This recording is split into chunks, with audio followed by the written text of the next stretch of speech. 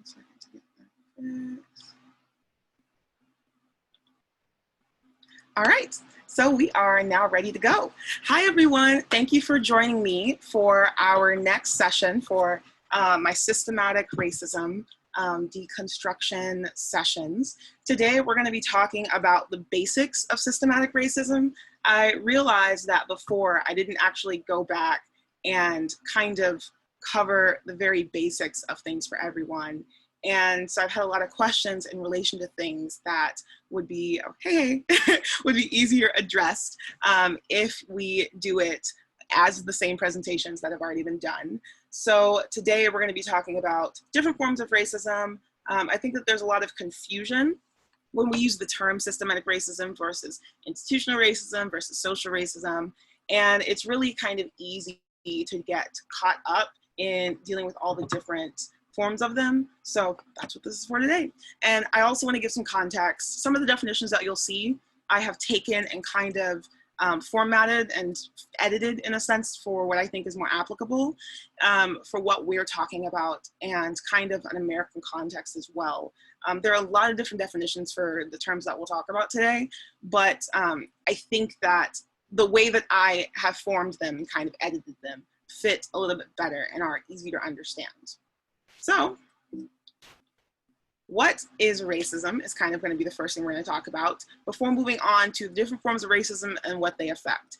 It's a fairly brief overview today, very short, but trust me, there's a lot of information that's going to go into each part. So, what is racism? Racism is defined as the marginalization and or the oppression of an oppressed people based on a socially constructed racial hierarchy that privileges white people and those closest aligned with whiteness. And especially, again, an American context, something else to understand is that racism requires power. So you cannot be racist without having some sort of social power. It requires it because racism is a part of our systems. And in order to have an effect on somebody, that has to be a part of racism. So racism has to be able to affect a person.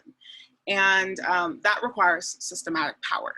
People who do not have that systematic power, therefore, cannot be racist. And I know that's kind of confusing, but whenever we get into, you know, some online places, you'll see people saying that like, oh, this group's being racist to this group. But that can't happen if the group that is being called racist is an oppressed group. In our American system, white people are not oppressed. Not inherently. You can kind of go into different subsets and look at how, you know, poor white people are treated, as well as how like white women have been treated historically. But overall, in general, because white supremacy is a large part of our nation, white people cannot be oppressed. So, important things to note, racism is an action.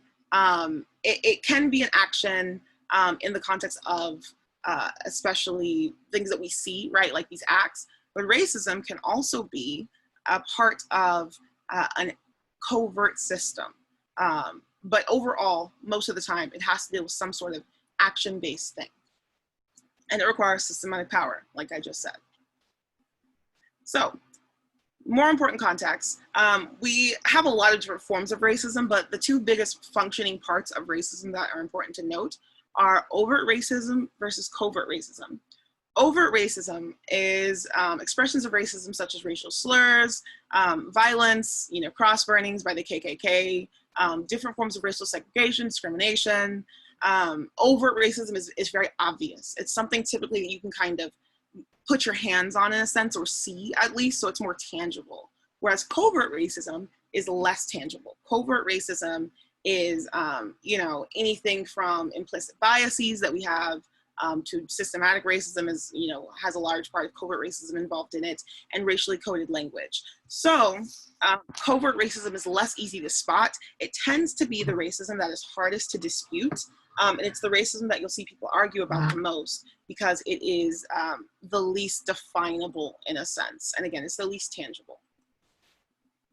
So I have a beautiful chart in front of me. Those of you on Instagram will not be able to see this, but this presentation will be available on Facebook and YouTube. So you'll be able to go there to watch it afterwards. Hey, Amber. And so racism that is overt, right? We're talking about hate crimes, lynchings, blackface or brownface, people painting swastikas in places, like harassing people to speak English. Those are very overt forms of racism that are easier to grasp, and they are, very frequently seen. Whereas covert racism, those of you who can see the chart, you see how big the difference is. So, we've got this triangle, we've got this little part that's overt and this large part that's covert. Covert racism very literally drives most of the systemic institutional racism that we see.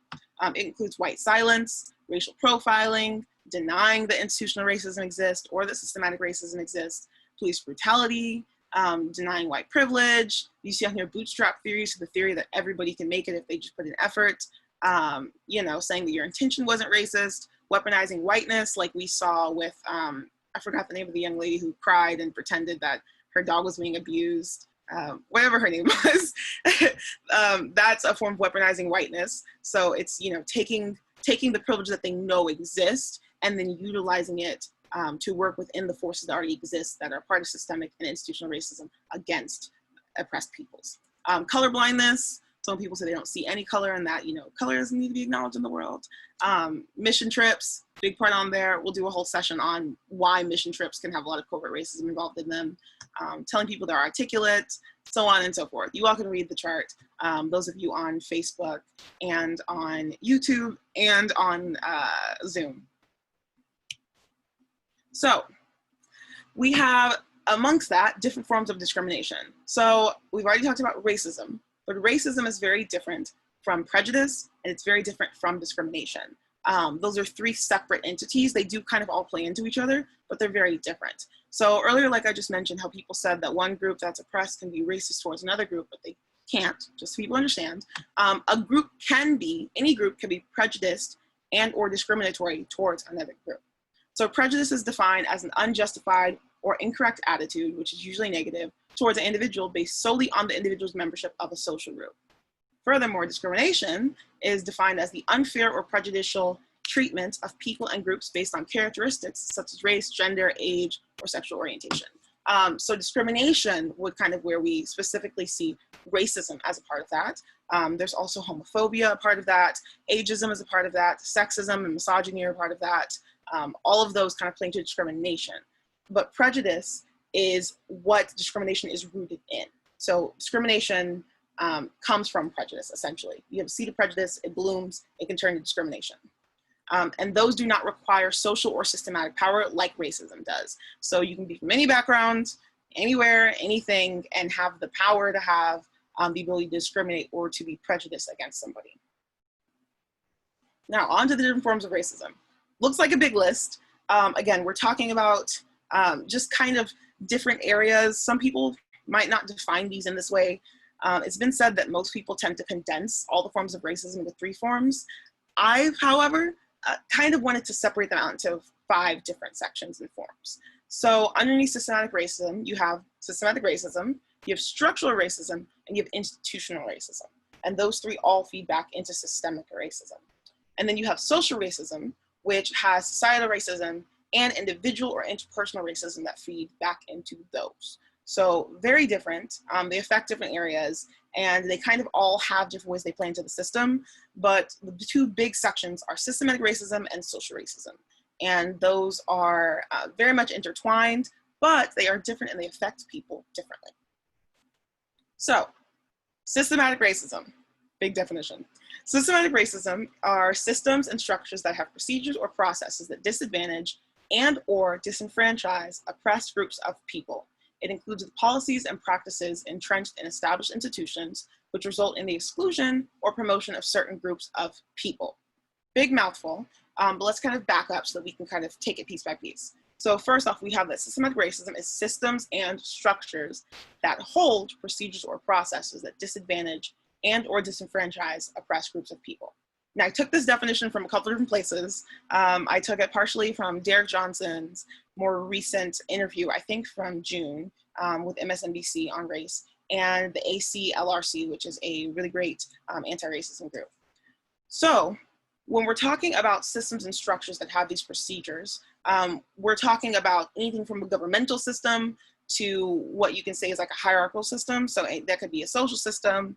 It can be rooted in literally anything from economics to healthcare, all different places. And that whole form of systematic racism includes everything else. So within systematic racism are policies and practices in established institutions which result in the exclusion or promotion of certain groups of people.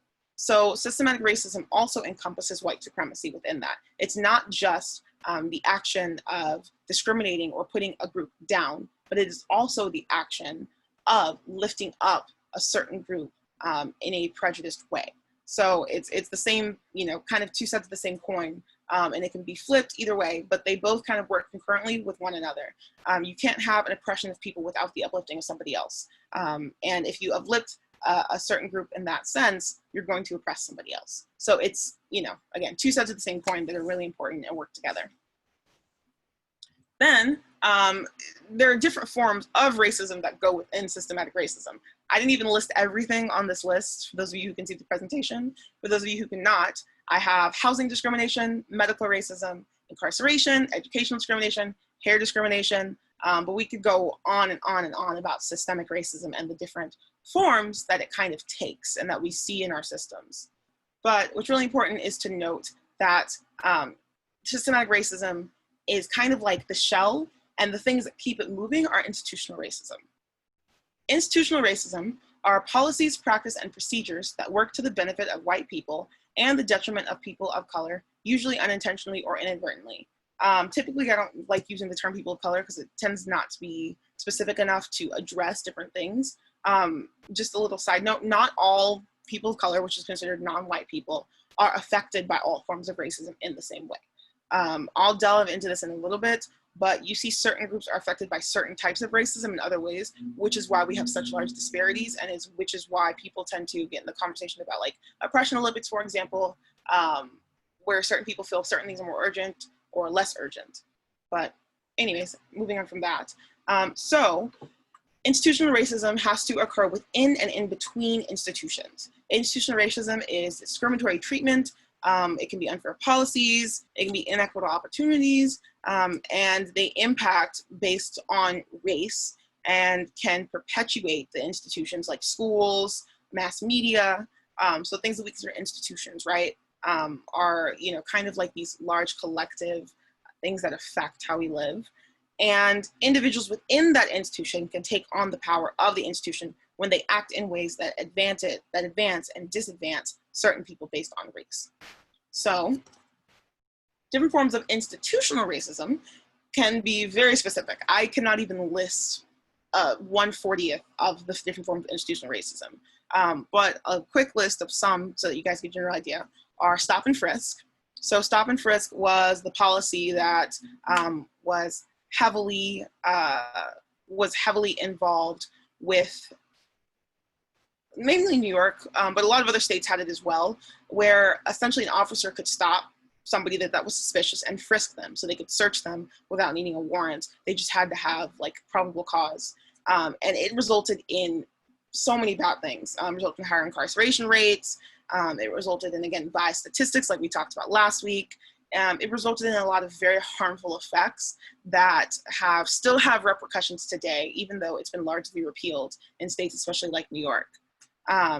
Another question that I just got that I'm seeing is somebody asking if can it benefit groups like Latinos or Native Americans, not just white people? Systematic racism, it depends. So if we're talking about the United States on a large scale level, right? We're talking about the US and maybe Canada as well, because I've got some stuff about Canada in here later on. Overall, the people in the highest positions of power at the national level are white people. And our system was created by and realistically mainly for white people. And so on that level, no, you don't really see Latinos or Native Americans participating in systematic racism. There is, though, when I mentioned earlier in my definition about, let me go back to my other definition real quick.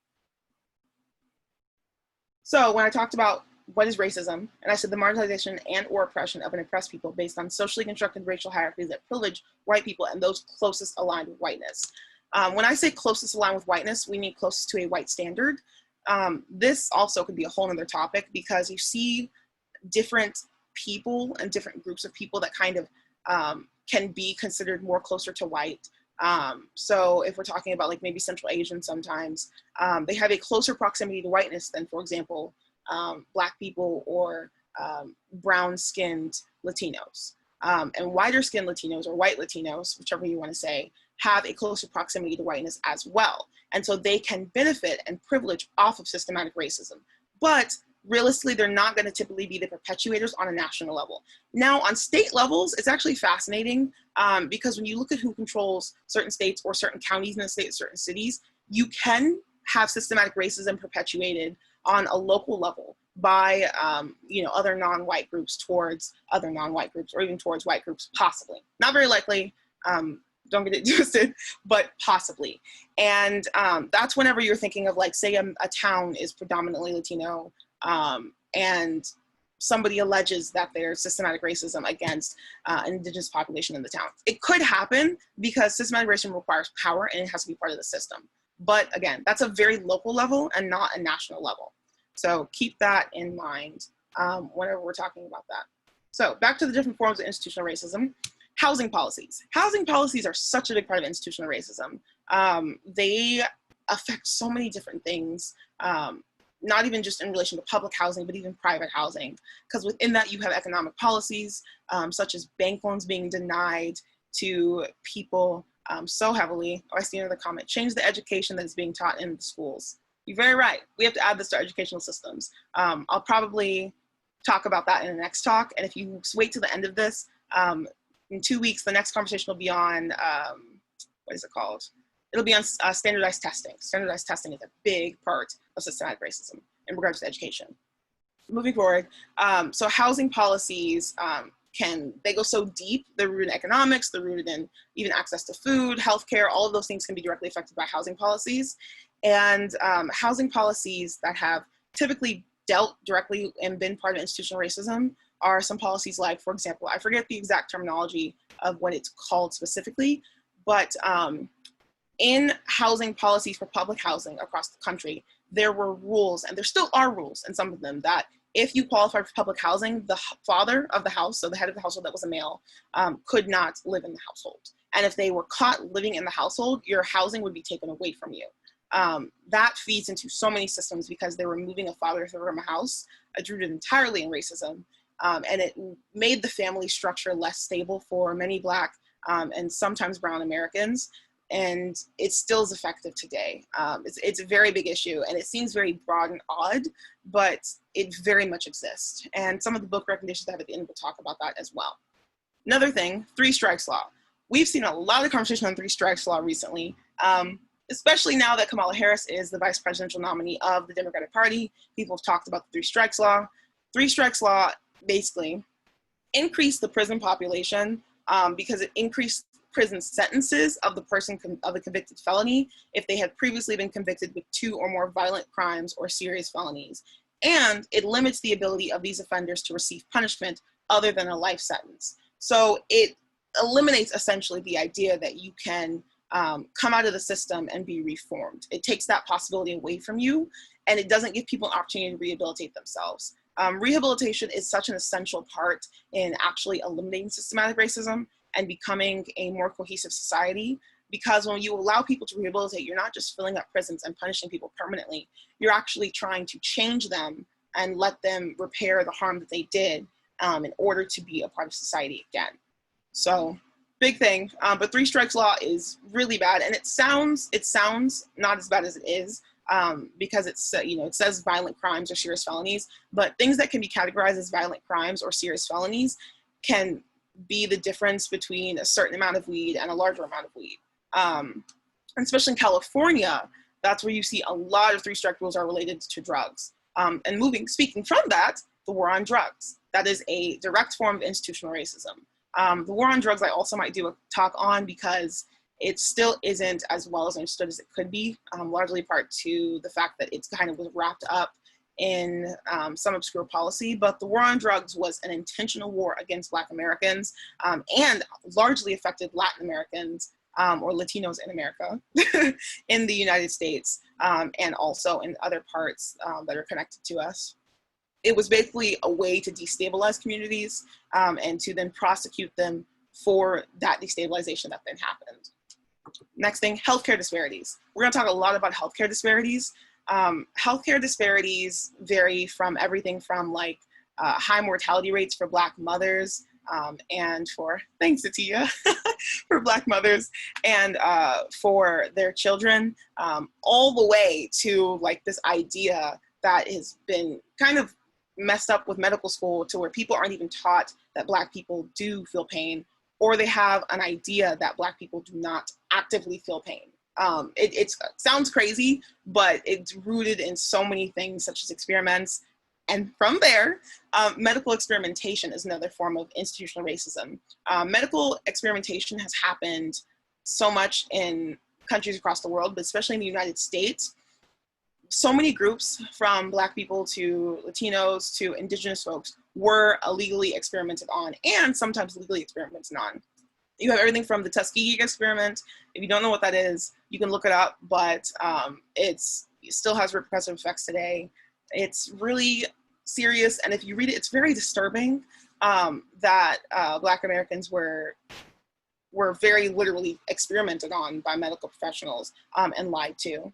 Latin women in Latin America were experimented on. They were given pills that they were told did other things, but realistically they were forms of birth control because the population was, they wanted to control the population. Indigenous folks have also been experimented on in the US for many things. We can go back to slavery, where Black women were experimented on in order to form gynecology. It's how we have gynecology today. We wouldn't have it without those experimentations, which is, again, disturbing, but it's deeply rooted in a lot of things. So, forms of institutional racism. Now, we're going to talk about, actually I have two more forms of institutional racism. So hair laws. There are laws across the US that are currently being fought against that don't allow certain types of hair. Typically the types of hair they don't allow tend to be curlier textures. People with those curlier textures tend to be Black people. And so like even my hair, the way it is now, in some states, this would not be allowed, and an employer could literally discriminate against me and refuse to hire me or send me home for this hair. It's very bad. Oh, there's one more thing. Somebody else is talking about other experimentations. Yeah, very important. And yeah, there's a really large disparity in the way people do receive sentencing. But hair laws are really big, really bad. And then banks and redlining, I briefly talked about that earlier. I have a video that'll explain that deeper, but banks would very literally deny loans to Black Americans based off of either how they looked or where they lived or both, which can go hand in hand. Because when you are refused housing in a certain area, you may end up in closer clusters. So you may see areas that are more Black dominated. Those areas can take a deep dive economically from being, told that they can't have loans to get into their house and all that and so forth. So we'll talk about that some more as well.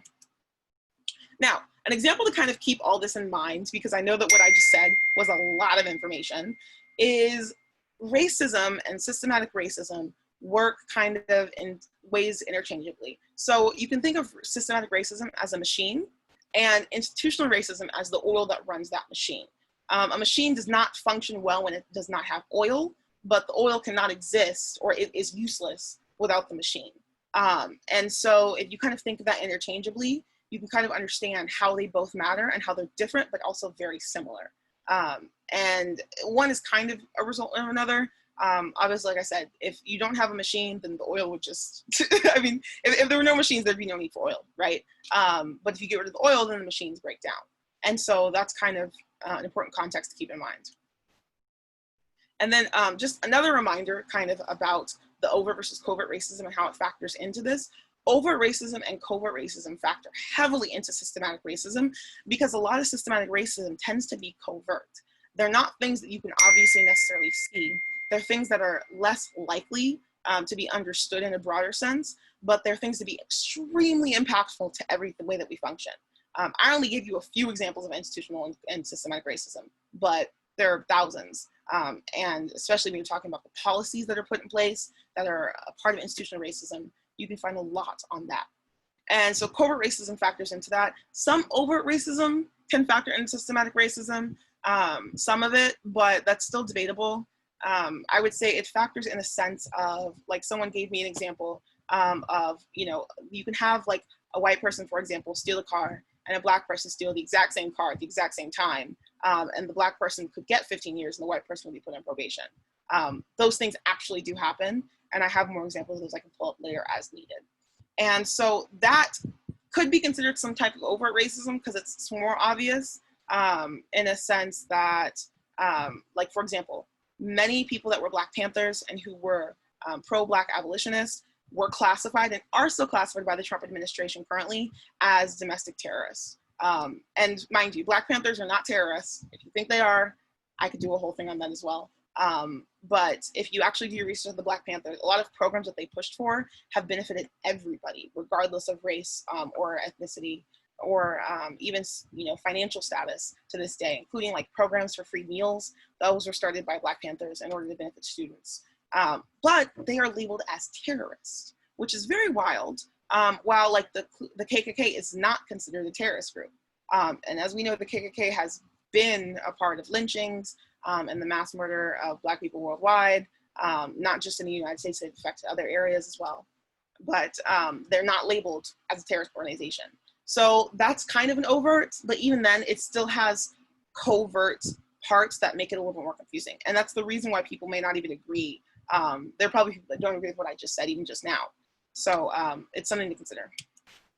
Now, this is a quick video talking about a form of institutional racism that is also systemic, where this young lady who's a doctor talked about the fact that people don't believe Black people feel pain. And it sounds crazy, but when I tell you it happens in our medical system, it's a really big problem. So I'm going to play this for you and you guys can watch. And those of you on Instagram can listen if you can hear it. Do Black people feel pain the same way as white people? A 2016 study showed that 50% of medical students and residents who were studied thought that Black people couldn't feel pain the same way because they had thicker skin or their nerves didn't work the same way. Where is this from?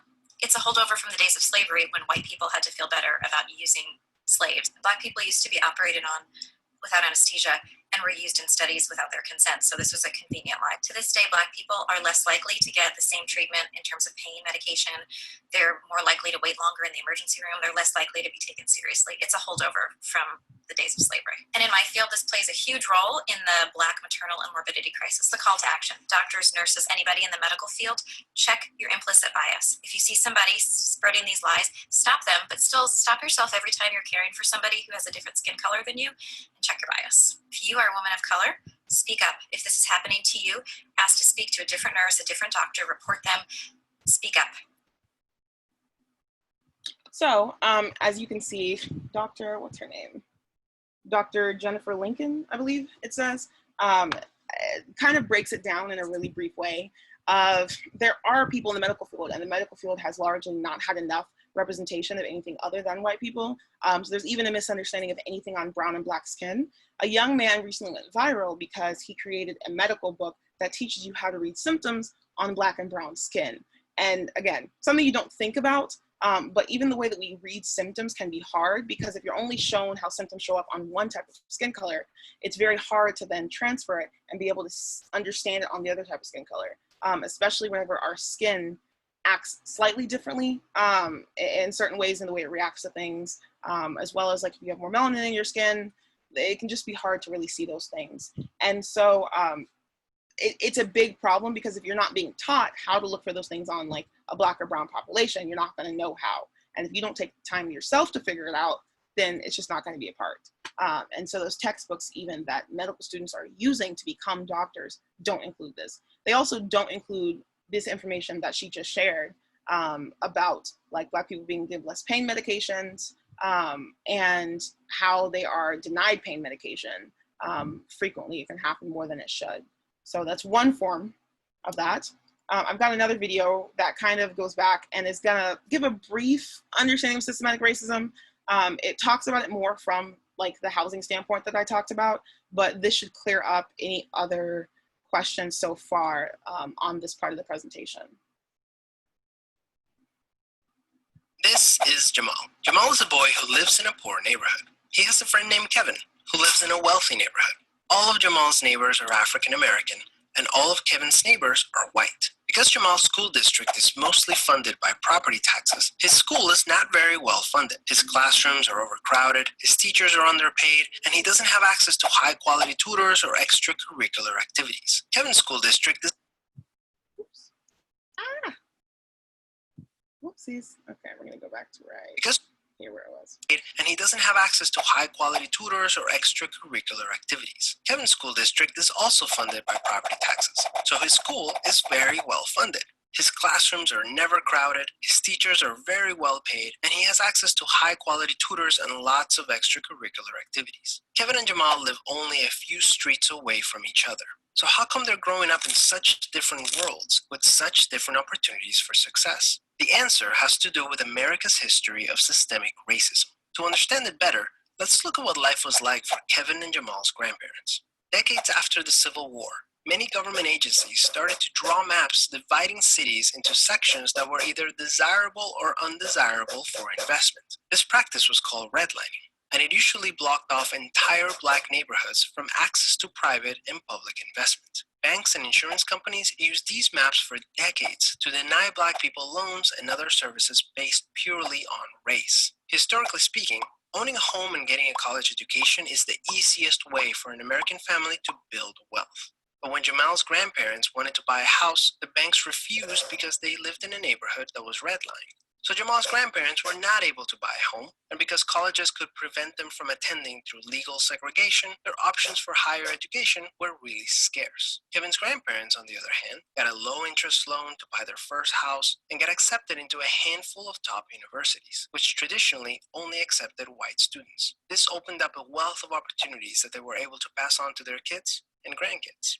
Even as late as the 1980s, an investigation into the Atlanta real estate market showed that banks were more willing to lend to low-income white families than to middle or upper-income African-American families. As a result, today, for every $100 of wealth held by a white family, Black families have $5.04. A 2017 study confirms that redlining is still affecting home values in major cities like Chicago today. This explains how Kevin and Jamal inherited vastly different circumstances. Unfortunately, the story doesn't end there. A big part of systemic racism is implicit bias. These are prejudices in society that people are not aware that they have. Let's go back to Kevin and Jamal. Against all odds, Jamal manages to be the only student from his high school to get accepted into a great university, the same one that Kevin and his high school friends are attending. But after Kevin and Jamal both graduate, Jamal notices that his resume isn't drawing as much interest as Kevin's, even though they graduated from the same program with the exact same GPA. Unfortunately for Jamal, studies show that resumes with white-sounding names get twice as many callbacks as identical resumes with Black-sounding names. Implicit bias is one of the reasons why the Black unemployment rate is twice the rate of white unemployment, even among college graduates today. You can see evidence of systemic racism in every area of life. The disparities in family wealth, incarceration rates, political representation, and education are all examples of systemic racism. Unfortunately, the biggest challenge with systemic racism is that there's no single person or entity responsible for it, which makes it very hard to solve. So what can you do? The first thing you can do is work towards becoming more aware of your own implicit biases. What are some prejudices that you might hold that you're not aware of? Second, let's acknowledge that the consequences of slavery and Jim Crow laws are still affecting access to opportunity today. As a result, we should support systemic changes that create more equal opportunities for everyone. Increasing public school funding and making it independent from property taxes would be a great start so that poor and wealthy districts can receive equal access to resources.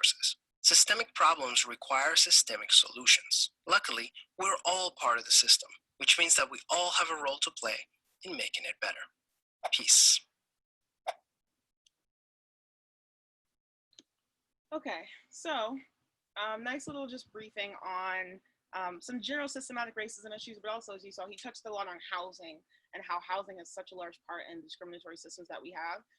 Mind you, he didn't even talk about like classism and how that goes into it as well, because his example of Jamal is somebody that's considered to be from a middle to lower class neighborhood, but that affects even Black and brown people all up and down the scale. So even those that are considered like an upper class area will also be affected by it. So he didn't even talk about classism. Classism factors into all of this in such a huge way, and it kind of, re-perpetuates the system that already exists and is already being frustrating. Furthermore, from this, to talk a little bit more about money, I didn't include a slide on this, which I wish I would have, so I'll add it on when I post the slides later. But the pay gap The pay gap, more often than they'll talk about women versus men, and they talk about 77 cents on a man's dollar. But it does not include realistic data because it doesn't talk about the difference between certain groups of women's money and certain groups of men's money. So where a white man makes, $1 an hour, where a white man makes $1, for the exact same amount of time, a Black woman will make 64% of that, or 64 cents on that dollar. Whereas an Asian American woman will make 90 cents on that dollar, whereas a white woman will make 70 to 78 cents, or a Hispanic woman will make 54 cents, and an indigenous woman will make 59 cents. So, when you kind of break that up, you're more likely to be able to understand how pervasive that is in our system, because we're taught, again, like wage gap, it's only this many, it's this many cents to get there, but it's really not. And even the numbers for men that are non-white are similar in some ways, because they do not all make that same standard of what's thought to be like a dollar for men, because realistically it's just a white man's dollar. But we don't talk about that enough, and that participates in the system as well. And some of that is a result of like housing discrimination. It depends on the group. Like I was saying earlier, I'll briefly describe.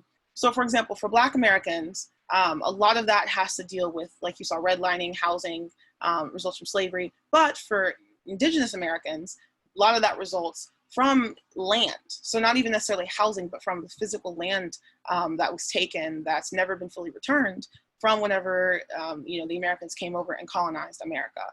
And so their results and their problems kind of stem from a different form of that systematic racism, whereas Black Americans' issues stem from another part of systematic racism. And even then, Latino issues stem from a different area of systematic racism. They do tend to be more aligned. You'll see a lot of issues that affect Black people also affect Latinos. It depends on the severity, but it can be a same part of that same system. So it's a really big issue. Again, that's not really discussed, but it's a heavy part of systematic racism that's rooted in so many different things, and a heavy part of institutional racism that re-perpetuates that system. Now, kind of going on a little bit of a different area, we're going to talk about structural racism. Now, I told you before, I classify racism in about 5 or 6 different sections. Most people classify it into 3, but I think it's important to separate them to understand how they work. So structural racism is the normalization and legitimization of an array of distinct cultural, historical, institutional, interpersonal dynamics that routinely advantage white people while producing cumulative and chronic adverse outcomes for oppressed people. It is a system of hierarchy and inequity primarily characterized by white supremacy, which is the preferential treatment, privilege, and power for white people at the expense of oppressed people. We've talked about white supremacy a couple of times. White supremacy is not necessarily that hard to unpack, but it is kind of easily characterized by this definition that I took and edited from racialequitytools.org. I thought it was important to kind of add in some things, because when you think of structural racism, it's really normalizing and allowing for that racism to become a part of the system. So it's essentially allowing it to sink in and, work within that. Whereas societal racism is fairly different. Societal racism pertains to the ideologies upon which society is structured. So it's ideologically based, whereas structural racism is kind of normalization of some of those ideologies. So societal racism pertains to the ideologies upon which society is structured. These ideologies are inscribed to the rules, policies, and laws, so partially back to institutional racism, and represent the ways in which deep-rooted inequities in society produce differentiation, categorization, and stratification of society's members based on race. Participation in the economic, political, social, cultural, judicial, and educational institutions also structure the stratification. So societal racism is not thought to be entirely different from structural racism, but it is separate because it's the ideology itself really being pervasive in society, whereas structural racism is the normalization of the ideology. And then, last but not least, we have individual racism. Individual racism is individual or internalized racism that lies within individuals. So these are private manifestations of racism that reside in the individual. These are not, kind of the covert discrimination. So this is not like a system oppressing somebody. These are individuals who each have this idea and belief. And then those individuals can collectively come together and kind of create those systems and go back up definitions I talked about. So individual racism can perpetuate systematic racism, but it is not systematic racism. Examples of individual racism is kind of like when you see people yelling at people on the street, speak English, or whenever you see people saying, this is my country, that type of thing. It's an individualized racism that is a part of the system, but is not necessarily the system. It includes prejudice, xenophobia, internalized oppression, internalized privilege, beliefs about race that are influenced by dominant culture that then affects people on an individual level. So most hate crimes, for example, are affected by individual racism because, hate crimes are from an individual onto another individual or onto a group of individuals. Like we talked about a couple weeks ago when talking about transitional justice, systems that are a system affecting people on a large level versus a system affecting one person versus a person affecting a person all vary in how justice is served and dealt with.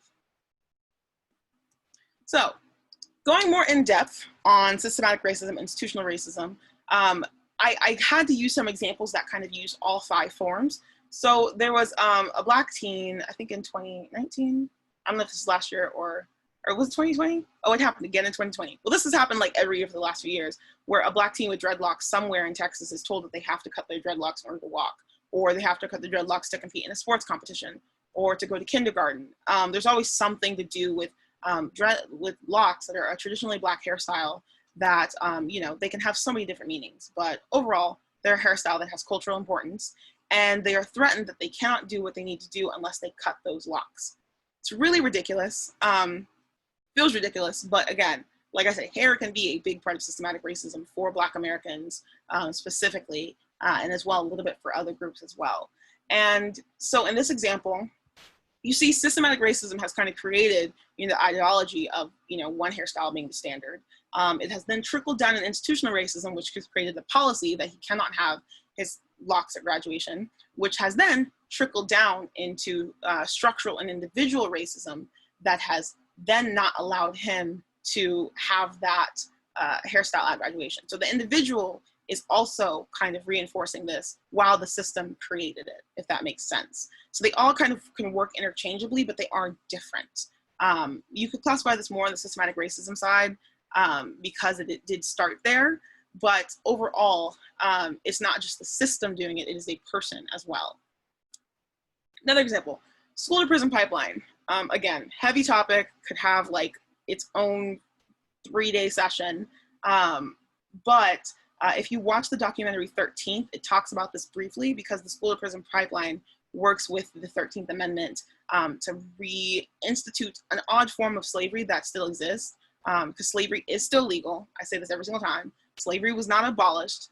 It was abolished in the form that we know. If you look up the 13th Amendment, you can go look up yourself and see that it says slavery can be used as a punishment for a crime. So the school to prison pipeline reinforces this. And it's essentially where students are punished heavily, intentionally, with the thought of putting them into the prison system, or with the thought of at least punishing them heavier than other groups, which then can lead to them being pushed into the prison system directly. So, we talk about like young people, for example, that are Black, being punished much heavier than their counterparts, the young Latino kids being punished much heavier than their counterparts for things that, their counterparts would not get in trouble for. Using in-school suspension on like elementary students, on kindergarten students, it happens. But doing these things that are drastic that push them more towards prison, or even more specifically, and a very covert form of racism, is people like judges, for example, being paid to very literally give higher sentences to certain groups of people to fill prisons. It happens, again, a lot more than you think. Everything I say, I can always back it up. But if you just Google judge paid to sentence people to prison, to fill prison, you can find it. And so it again, big issue that is rooted in systematic and institutional racism, but can be purported by individuals as well. Another example, as we start to begin to wrap up, is Black women and pregnancy. It has been a big conversation. I said we would talk about healthcare because healthcare is such a large part of so many people's lives. You know, healthcare affects everybody. Everybody is affected by healthcare. Everybody is affected by housing, whether or not they want to be in some sense. And Black women are scarily likely to die from having a non-Black doctor. And their children are very likely to die from also being delivered by a non-Black doctor. The numbers are staggering, but I think it's what, 3 times, Black women are 3 times as likely to die in pregnancy than their white counterparts, like 3.4 times more likely. And same for the babies, are like 3.4 times more likely to die when not being delivered by a Black doctor or a doctor who just is aware. Because going back to what the Dr. something that I showed you earlier said about people believing that Black women aren't necessarily in as much pain. And this has to go with, again, Black women being tested on, the father of gynecology that, people love to give credit to, tested on Black slaves without anesthesia. And he would test things and, do open surgeries on Black women who were slaves without giving them any type of anesthetic. So they were awake, they could feel everything. And they justified it, like she said, in order to feel better about it, and to, then kind of create the idea that Black people don't feel pain. And so Black women die, not necessarily because something's wrong with them, but because of the system that teaches Black women, or teaches people that Black women are not in pain when they say they are. There was a woman who was most recently arrested because she was in the hospital. She, said she was having, some issues with her legs. The doctors told her, go sit down. They were like, nothing's wrong with you. She was like, yes, there is. And they decided to arrest her for bothering them. And then she died from pulmonary embolism in the jail cell, 20 minutes after. And so she was correct. She knew something was wrong, but because of the disbelief that Black women can be in pain, they didn't believe that she was telling the truth. And they assumed she was overreacting to what was a serious problem. It's, again, really very deeply rooted. I can't even name you all the Black women this year who are famous, who who have died. But the most famous example I think of this that people are aware of is Serena Williams, whose doctor ignored her when she said something was wrong. And because of who she is and her status, she was able to kind of push harder and get the treatment that she needed. But she almost died. And even the doctor who she was paying, mind you, this is somebody who's, got a large amount of wealth. She's got a large amount of status. She's well known, and who has a white husband even, who was there also trying to explain what was happening. And she almost died while giving birth because they didn't want to listen to her. So that's what I mean when I say that class kind of has a role, right? Because it's likely that she was less likely to die because of who she is, but she still could have died in the same way because of that system. But class does play a role, and we'll talk about classism probably in the next session. So another example, we talked about experimentation briefly on Black Americans. Like I said, you can look up the Tuskegee experiment. You can look up, like I said, testing on women, slavery. But something that's not talked about is the indigenous testing. So indigenous people were also experimented on in Canada and in the US, but mainly in Canada, where they were, illegally experimented on by people that were doctors and medical professionals for multiple purposes. And some people still have been affected by that today in indigenous populations. It's less discussed because overall there are, when you have smaller numbers, and also there are a lot of things just about indigenous culture that kind of shift the way it's spoken about or given about. But when you have smaller numbers, we don't see the results as much because they don't really look for it always. And indigenous as a term sometimes is used too broadly, because even on this article, they talked about indigenous and Pacific Islander and Asian people rather than just indigenous American people. And so that could be, it kind of lessens the effect that you see because that category can be complex. And so it happened, it's, kind of being worked through. If you Google, this article that's on here, you'll be able to read more about it, but it's a study more than an article, so it might be hard to read. But if you Google indigenous work being done on behalf of experimentation, you should be able to kind of see and learn about that. So kind of a light summary in talking about, understanding racial justice and how it works. People always say equality, and I think that it's important to note that equality is not what people need. On this graph that I've got in front of me, those of you on Facebook and Zoom and on YouTube will be able to see, is that racial justice does not equal diversity, because diversity is considered to be variety. Having diversity is not enough to fix racial justice. It's not enough at all. Racial justice does not equal equality, because equality equals sameness. Sameness does not necessarily help in a lot of different ways. And especially we don't want sameness because we want to dismantle white supremacy if we want to fix the system. And if you want to dismantle it, sameness is not what we want. Racial justice equals equity. Equity is the idea of fairness and justice being put together.